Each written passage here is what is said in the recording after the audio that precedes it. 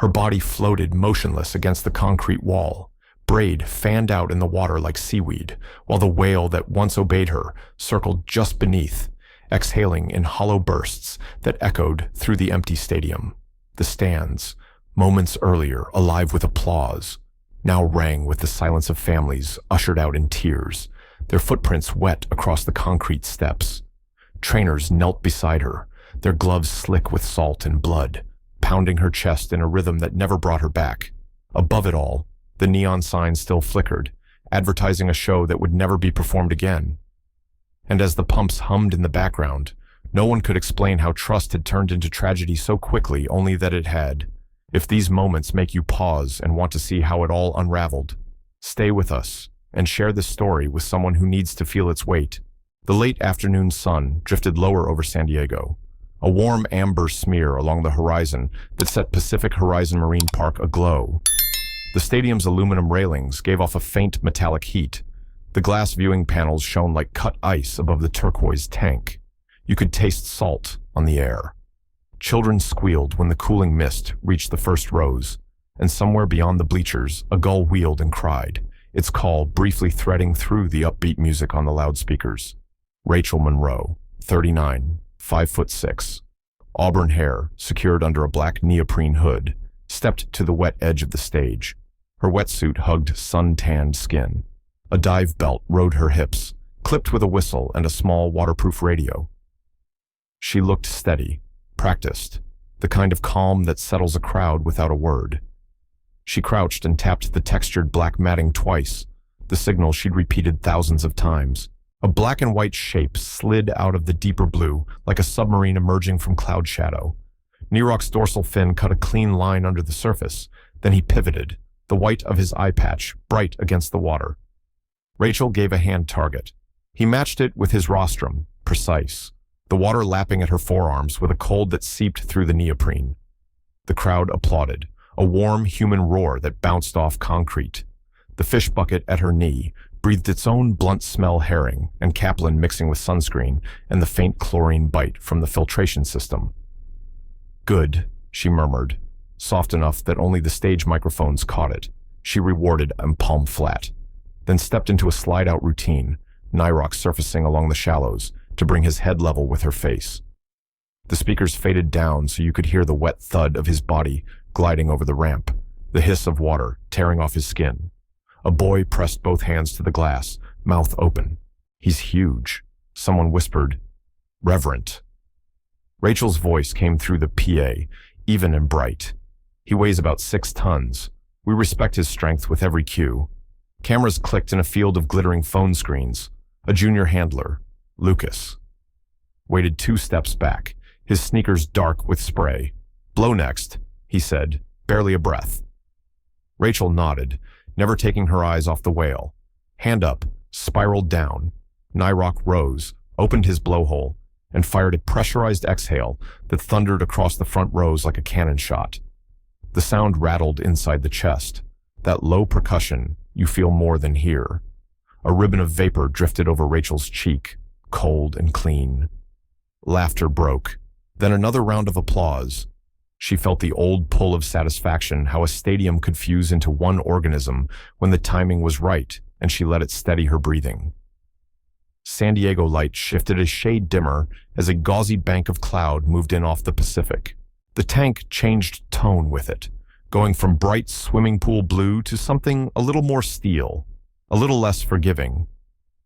Rachel ran a tactile check along the stage edge with her palm, a habit of hers, feeling the rubber seam where concrete met mat. She glanced at the gate indicator green. The maintenance crew had replaced a sticking hinge that morning. She liked knowing the details down to the bolt. Lucas leaned close. He was keyed up at morning feed. He said, "Lot of power on the tail slaps." Rachel kept her smile for the audience and gave a tiny nod. "I've got him." She took the stadium into the quiet, the way she always did before the close interaction. Music down, ambient filter pumps up. The hush that followed wasn't silence so much as attention, the particular tension of thousands holding their breath. Rachel lay prone, fingers extended over the water, shoulder blades relaxing into the mat, the neoprene cooling her as the mist settled. "Come," she whispered, only for him. Nyrok approached, slow, deliberate. The scissor of his pectorals barely disturbed the surface. He held just out of touch. 1 second. 2. The only sound was a soft slap against the far wall and the light tick of a drip landing on aluminum. Target, she said, firm but flat. A cue that left no room for emotion. He closed the last gap and pressed his rostrum to her palm. Relief, small and clean, moved through her like a breath after a long plank. He was working, engaged, matching her. She rewarded again, the fish slick and cold as it slid into his mouth, and his tongue a rippled, muscular raft fell away from her fingers. When he dipped, he rolled just enough for one dark eye to catch the light. It held, not aggressive, not soft, just fixed, unblinking. Rachel felt it register in the back of her mind, a pinprick on the map. She kept the show moving. The finish was a shallow breach and a farewell fluke wave, safe spacing, no water entries. She stood, signaled, took 2 steps back because that was the protocol. Nyrok sank, gathered, and punched up into the light. Silver droplets arcing off him like beads snapped from a string. The impact jarred the decking. People cheered. The fluke wave came gentle after, and the wavelets slapped at the stage with a syncopated rhythm. Water finding water. Water finding concrete. Rachel bowed her head. Not a flourish, so much as a mark that the precision mattered. The way she always did. She liked that about herself, the discipline to end clean. The music swelled again. The announcer's voice resumed its easy patter. Staff ushered families toward the exit, where a small red beacon above the gate blinked to escort strollers down the ramp, park safety etiquette, more than warning. Rachel unclipped her radio and tapped out a brief, show complete. No entries, no deviations. Her voice sounded normal in her own ear. Lucas handed her a towel. It smelled faintly like industrial detergent and salt. He held longer on the eye, Lucas said. A comment meant for the log later. I saw it. Rachel answered. She kept her tone light. He wanted to work. They stayed to watch the last of the crowd filter out. A little girl in a pink raincoat turned back at the top step, lifted her hand, and waved at the blank surface as if the whale could see her through cement and sky. Rachel smiled despite herself. The park felt briefly domestic in that winding down hour, the squeak of a cart's wheels, the hum of the pumps, the distant clatter from a concession stand hosing down griddles. The tank, by contrast, went oddly still. No ripples, no flash of white under the glass. A cool breeze came off the ocean and cut through the neoprene, and she felt the temperature drop along her forearms. She walked the lip of the stage to the gating panel, checking latches out of habit, knuckles coming away damp and a little gritty from salt residue. The indicator stayed green. She glanced back at the water. It lay flat as a mirror now, an industrial sky reflected in it. Somewhere behind her, a 2-tone alarm chirped its nightly test, cheerful and innocuous, then clicked off. She almost laughed at how ordinary it all felt again.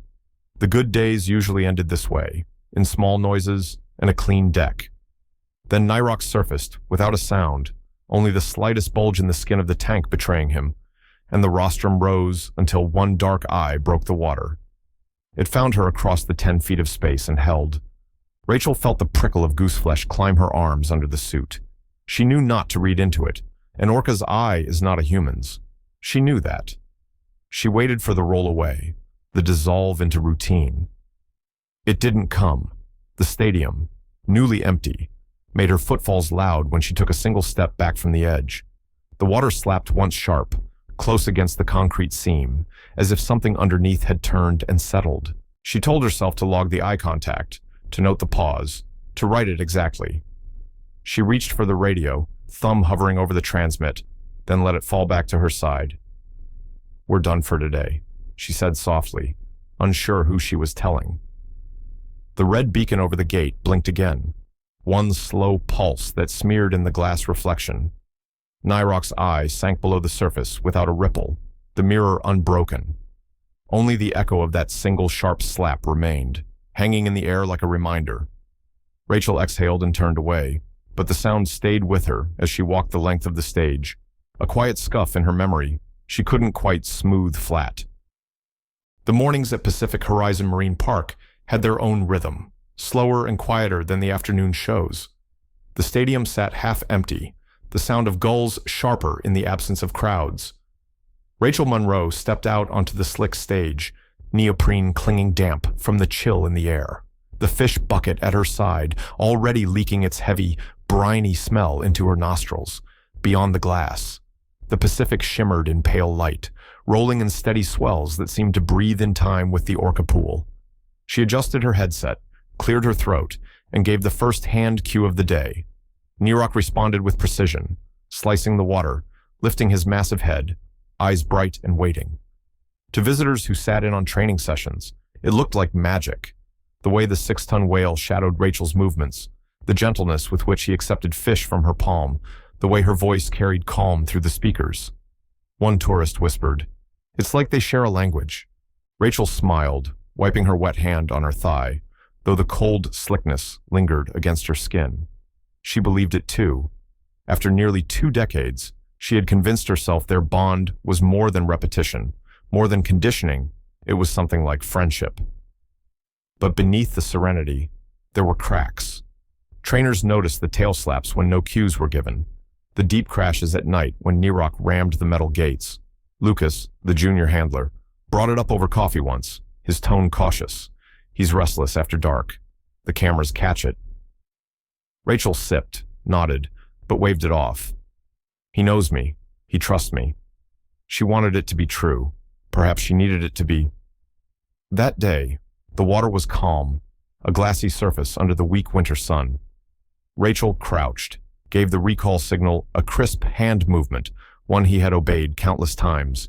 Nyrok dipped beneath, disappeared into the deeper blue. She waited. Seconds stretched. The water stilled, unnervingly flat. She repeated the cue, sharper now, her chest tightening. Nothing. The stadium felt too quiet, every drip from the overhang ticking like a clock. Then, without warning, Nyrok surfaced with a violent blast from his blowhole, the sound cannon loud in the cavernous space. Rachel flinched, her heart jarring in her chest. The assistants jumped. She forced a laugh, waving them off. "He's just playing," she said, though her voice cracked around the edges. The whale lingered at the surface, spray dripping from the curve of his jaw. His eye caught hers, unblinking, unreadable. For the first time, Rachel felt a cold edge of doubt beneath the warmth of trust. The applause from a small group of early visitors rippled weakly through the seats, but her pulse still hammered in her ears. She smiled, fed him, finished the sequence. Outwardly, it looked the same trainer and whale in harmony. Inside, though, the bond she thought unshakable had trembled. As the session ended, Rachel peeled off her gloves, hands damp, skin puckered and chilled. She glanced once more at the water before turning away. Nyrok lingered, dorsal fins slicing the surface, his gaze following her until she disappeared behind the gate. The midday sun hung pale above San Diego, its light flattened by a thin winter haze that dulled the blue of the Pacific. The stands at Pacific Horizon Marine Park weren't full the way they were on weekends, but the families who had come pressed close to the glass, trays of nachos and soft drinks balanced on their laps, their chatter rolling above the steady hum of the pumps, the smell of fried snacks mixed with the sharp bite of salt water and chlorine, creating a heavy air that clung to the skin. Rachel Monroe tightened her dive belt, adjusted her headset, and gave a small nod to the crew at stage right. The routine was familiar. She had done it countless times. But as she stepped to the pool's edge, a prickling unease settled in the pit of her stomach. Nyrok circled beneath, his immense shadow passing under her boots like a drifting storm cloud. The dark shape slowed, then lingered, the faint ripple of his tail fin cutting through the water. From the corner of her ear, Lucas whispered, "He's acting strange. Maybe switch it up." She didn't break her stance, eyes forward, smile fixed. "He'll be fine. He knows me." The words tasted hollow even as she spoke them, but her pride held her steady. Then it began. Nyrok slapped the water with his tail, sending a violent wave against the glass barrier.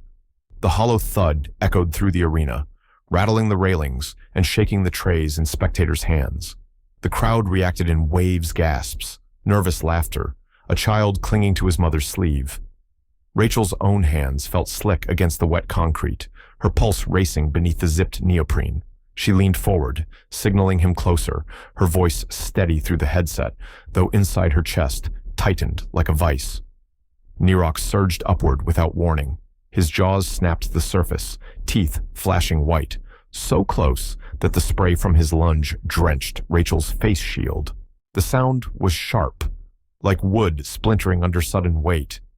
She recoiled, her heart hammering, but forced a calm smile for the crowd, even as screams rippled across the front rows. A little boy began to cry, his voice piercing the humid air. The smell of raw fish from the training bucket suddenly felt overpowering, thick and metallic in her throat. Nyrok, she called, her tone firm, commanding.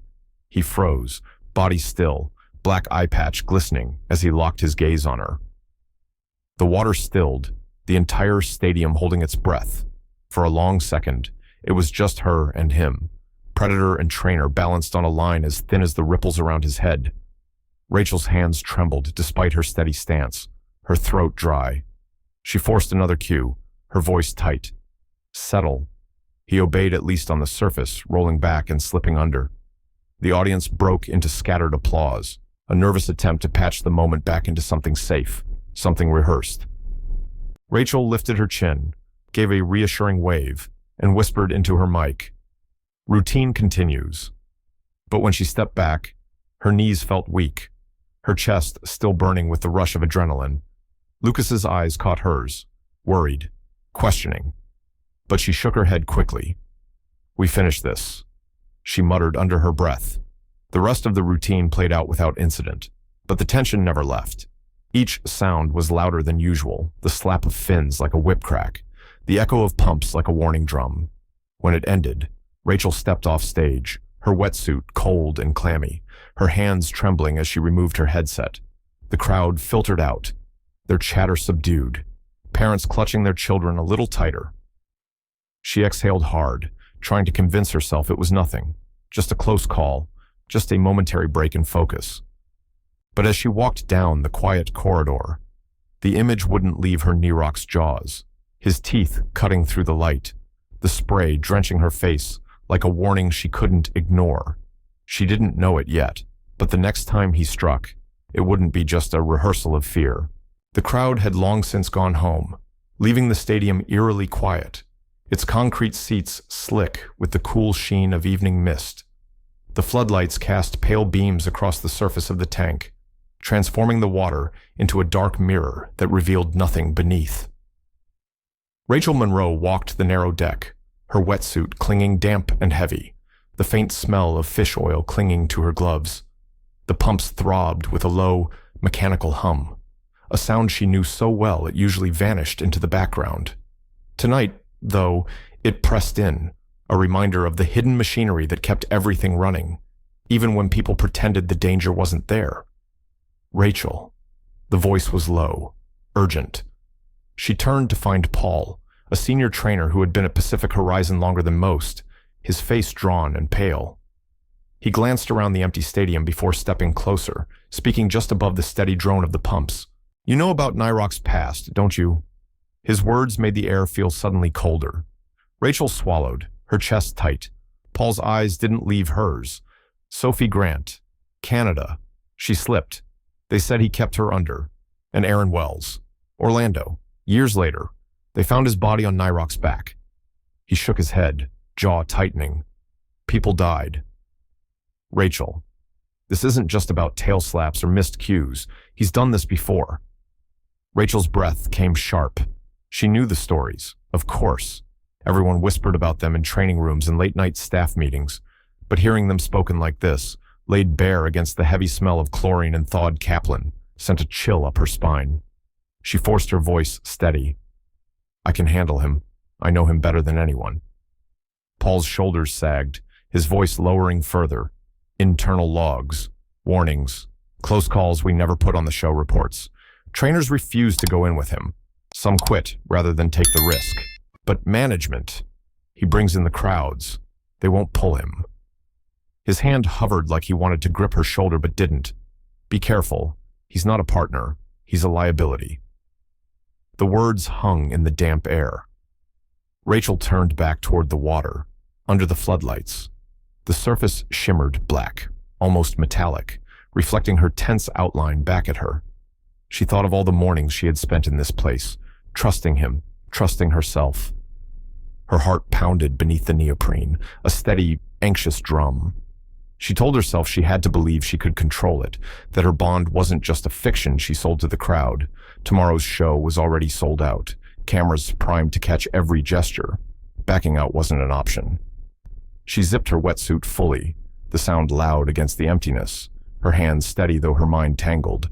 Clouds thickened over San Diego, blotting out the stars, the air damp and heavier with each passing minute. The pumps hummed, a ceaseless drone. Then came a hollow boom that reverberated across the tank. Nyrok surfaced without warning, exhaling a thunderous burst that echoed like a drumbeat against the stadium walls. The mist carried the acrid, fishy tang over the deck, clinging to her skin. Rachel stood rooted at the edge, eyes fixed on the black water that revealed nothing of what moved below. The sound of his breath lingered, hollow and final. She whispered under her breath, as much to herself as to the night.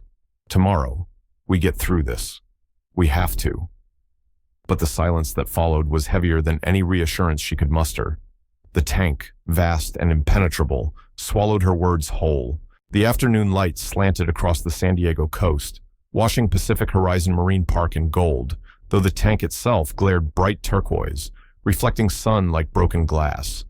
The stands were packed for the midday show, families leaning forward with cameras raised, the chatter of anticipation thick as the scent of popcorn and sunscreen. Rachel Monroe crouched at the pool's edge, the neoprene of her wetsuit slick with spray, auburn braid hanging just above the damp concrete. She lowered herself flat, arms stretched toward the shimmering water. The crowd hushed, waiting for the intimate finale they had been promised the woman and the whale, face to face. Nyrok's fin appeared first, a black blade slicing the surface. He slowed, rising deliberately, his great head breaking water with quiet force. Children gasped, parents reached for phones. Rachel smiled for them, her hand extended in a familiar target, her pulse steady, or at least steady enough.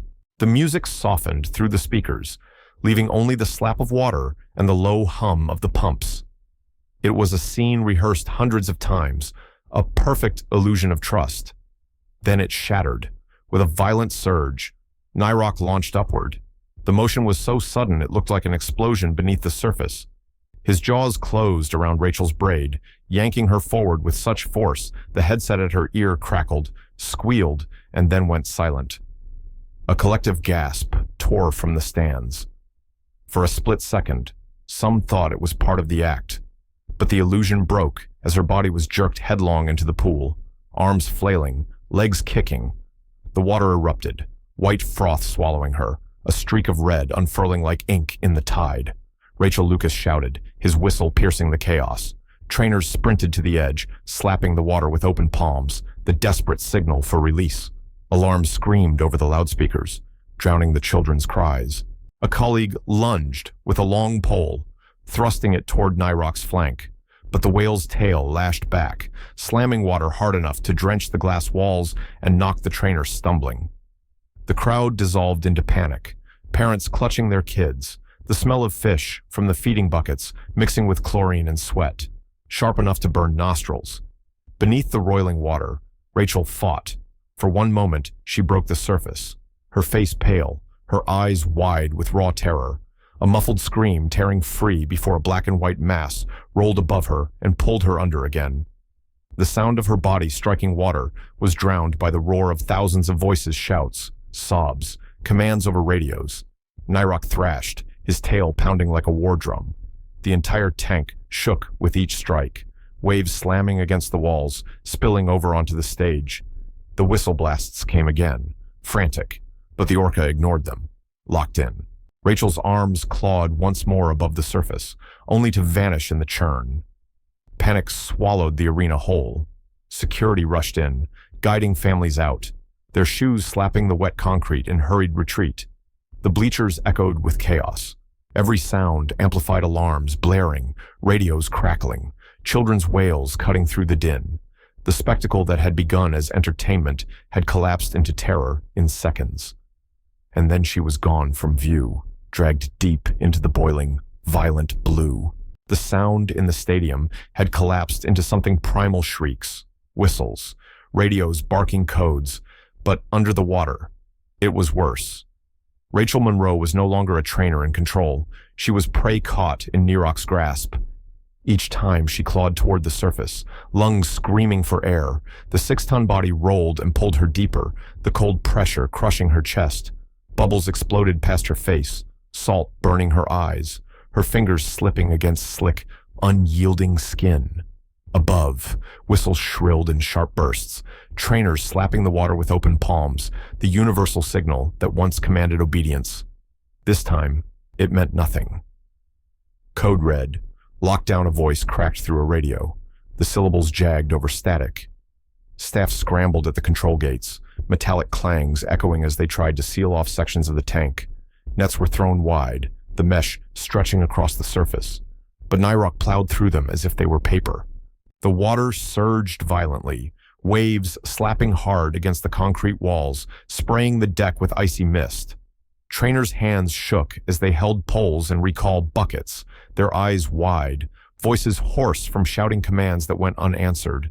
On the bleachers, the evacuation was frantic. Families clutched children, stumbling toward exits as security herded them out.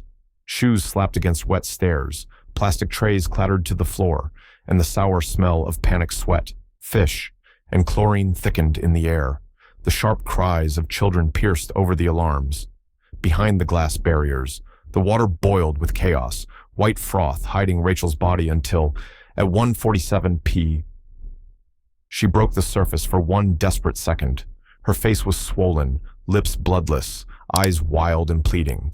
A trainer reached, stretching dangerously over the edge, but before his fingers touched water, she was gone again, dragged into the blue. Minutes bled into an eternity. The whistles stopped, replaced by hoarse shouting and the crash of gates.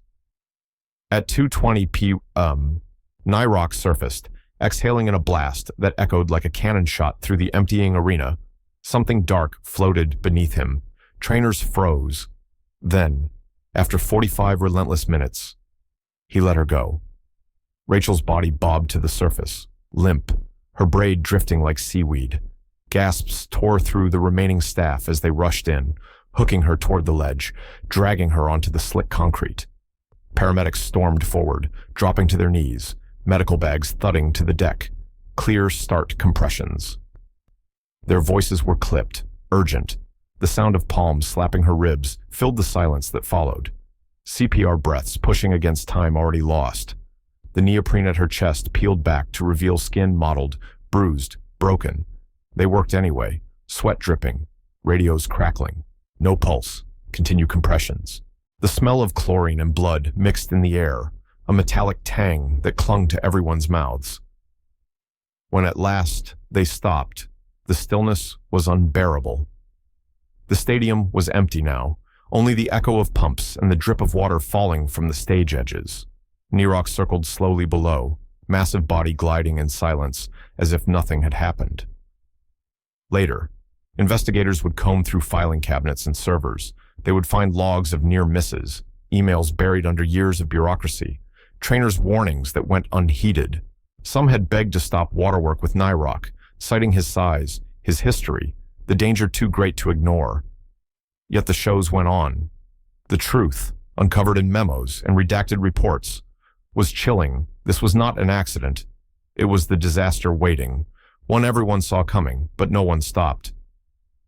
Rachel lay still on the deck, the paramedics' gloves stained, the trainers' voices muted into whispers. For all the noise that had come before, the silence now pressed heavier than the roar. By nightfall, the story had already escaped the walls of Pacific Horizon Marine Park and spilled into living rooms across the country. News vans lined the streets outside the gates, their satellite dishes pointed skyward, floodlights painting the asphalt in harsh white. Headlines scrolled across television screens in diners and airports. Trainer killed by killer whale. The words were blunt, unforgiving. In San Diego, locals tuned in with stunned silence. By morning, The nation was watching frame by frame. Outside the park, people gathered with flowers and candles. The sharp salt of the nearby ocean mixed with the waxy tang of melting votives, a strange perfume that clung to the cold night air. Some stood in tears, clutching photos of Rachel from old shows, smiling with children in the splash zone. Others shouted through megaphones, voices cracking with anger. Blood on their hands, a man yelled, pointing at the gates. A mother clutched her child and sobbed. She loved those animals. Security guards formed a thin line at the entrance, their radios buzzing constantly, the smell of cigarette smoke drifting from the parking lot. On television, the footage played again and again. The moment Rachel disappeared beneath the thrashing water, slowed to half speed, anchors speaking over it with grave tones. Talk shows dissected every second.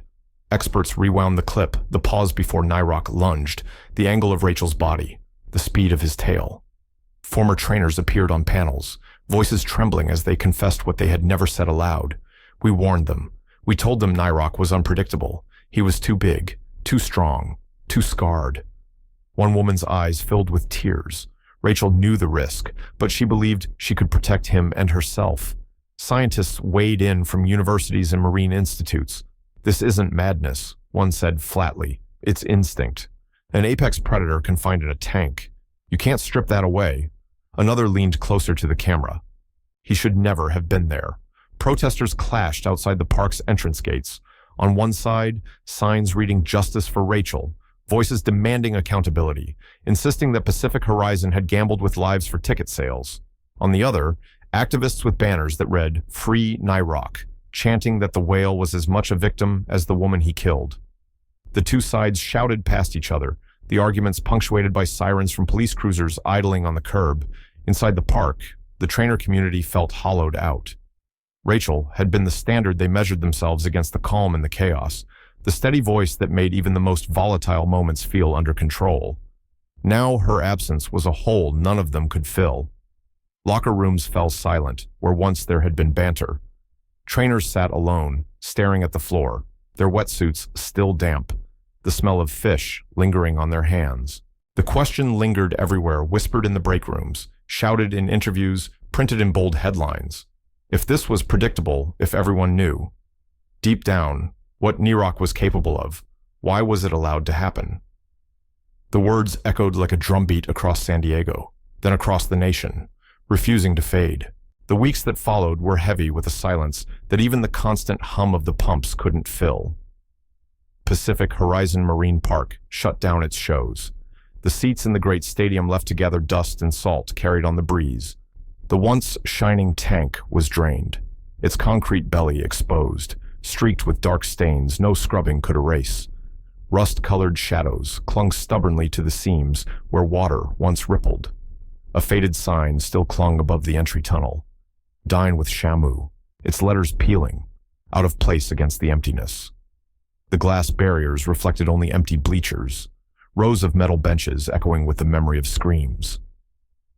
At the front gate, Rachel's photograph was taped to the fence, edges curling from rain and ocean wind. Wilted flowers lay at its base, candles long extinguished. Wax hardened into crooked pools across the pavement. Notes scrawled by strangers blurred under streaks of water. "We will never forget." Some carried children back to that fence weeks later, whispering. She loved them. Others turned away quickly, unable to look, anger still sharp in their voices. The smell of melted wax lingered faintly in the air, mixing with the sharp tang of sea salt rolling in from the bay. Inside the restricted compound, Nyrok circled in an isolated medical pool, the once vibrant powerhouse of the park now slower, his body moving with weary arcs. Trainers no longer entered the water. They stood apart, tossing fish over the rail without speaking. His exhale, once a triumphant thunder during shows, now echoed hollow against concrete, a reminder of both his survival and her absence. The smell of chlorine hung unnaturally strong, sterile, masking but never erasing the memory of blood in the water. Reporters moved on to other stories, satellite trucks leaving the parking lot bare. But questions remained, whispered in city council chambers, asked in late-night radio shows, debated in classrooms and living rooms alike. Was Rachel's death the price of entertainment, or the consequence of caging something meant for the open sea? Was Nyrok a killer, or just a predator Pressed too long against the limits of steel and concrete, Rachel's family returned once, quietly, to lay fresh flowers at the gate. Her mother repeated the words Rachel had told them years earlier. If people can see their beauty, they'll love them enough to protect them. Those words, once filled with hope, now carried a sharper edge. Love had not been enough. Trust had not been enough. Her dream and her death were inseparably tangled. The stadium sat still, a monument to what was lost. Trainers who remained avoided eye contact when they passed each other in the halls, wetsuits hanging unused in lockers, the air heavy with the scent of disinfectant. In the dark tanks, Nyrok circled, alone, his dorsal fin cutting ripples across water that no longer cheered him forward. The story lived on, both warning and wound. Wild animals are not performers. They are not partners. They are predators, confined, waiting. And somewhere deep in the silence of those tanks, where no music plays and no crowds cheer, the memory of blood in the water does not fade. The stadium lights have long gone dark, yet a faint smell of chlorine still hangs in the air, sharp against the night breeze off the Pacific. A single photo flutters on the gate, corners curled by salt and rain, its tape peeling with each gust. Inside, the drained pool lies silent, streaks on the concrete catching the moonlight like old scars. The only sound is the low hum of pumps, cycling water through a place where no laughter echoes anymore. People still come, pressing their palms against the glass, whispering as if someone could hear them. Nyrok circles alone, his breath rising in hollow bursts that vanish into the rafters. There is no applause, only the memory of what trust once looked like and what it cost. When silence weighs heavier than the roar, what do we really hear? If you felt that weight too, share this story, keep the memory alive, and join us in looking closer at the truths hidden beneath the surface.